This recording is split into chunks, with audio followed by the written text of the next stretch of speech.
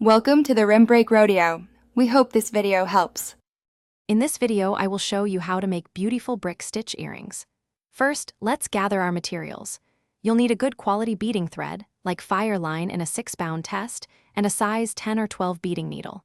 For the beads, choose uniform size 11 or size 15 seed beads in your favorite colors. You'll also want a pair of earring hooks and a small pair of scissors. Having everything ready makes the process much smoother. Now, let's start with the base row, which is crucial for your brick stitch. This is often a ladder stitch. Pick up 2 seed beads and pass your needle back through the first bead, then through the second. Pull your thread snug. Continue adding beads one at a time, passing through the previous bead and then the new one until your base row is the desired width for your earring design. Aim for a consistent tension. Once your base row is complete, we can begin the actual brick stitch. For the second row, pick up 2 beads.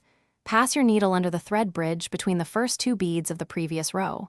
Pull your thread through, then pass your needle back up through the second bead you just added.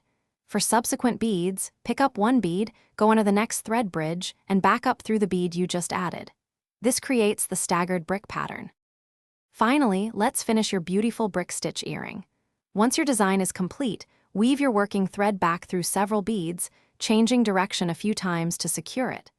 Trim the excess thread very closely with sharp scissors. Now, take an earring hook and attach it to the top loop or a designated bead at the top of your brick stitch piece.